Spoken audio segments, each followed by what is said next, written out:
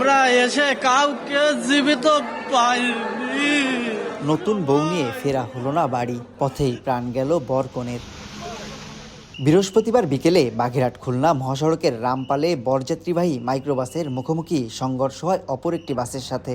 মাইক্রোবাসটি দুমড়ে মুচড়ে ঘটনাস্থলেই নিহত হয় 2 শিশুসহ 4 জন, গুরুতর আহত হন আরও 11 জন। পুলিশ ও ফায়ার সার্ভিসের কর্মীরা ঘটনাস্থলে পৌঁছে শুরু করে উদ্ধার কাজ। বিশেষ যন্ত্রের সাহায্যে দুর্ঘটনা কবলিত মাইক্রোবাসটি কেটে উদ্ধার করা হয় হতাহতদের। পরে খুলনা মেডিকেলে নেওয়া হলে আরও 10 জনকে মৃত ঘোষণা করেন চিকিৎসক। 2 মেয়ে আল্লাহ আর এনার শাশুড়ি আর এনার নিজের মা, 13 জন মারা গেছে ড্রাইভার সহ।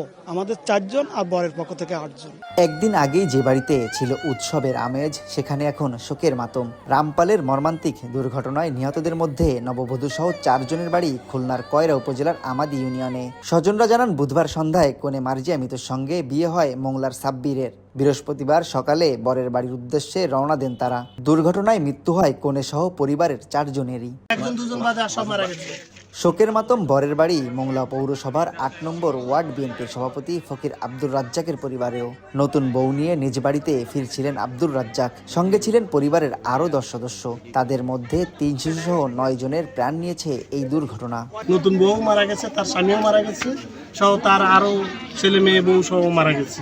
একটা ফ্যামিলি সব শেষ হয়ে গেছে। দুর্ঘটনায় পরিবারের অন্যান্য সদস্যদের সঙ্গে ফকির আব্দুর রাজ্জাকেরও মৃত্যু হয়। দুর্ঘটনায় নিহতদের মরদেহ শুক্রবার মোংলা ও কয়রায় পৌঁছার পর জানাজা ও দাফন সম্পন্ন হবে বলে জানিয়েছে পরিবার। তানজিম আহমেদ, সময় সংবাদ, খুলনা।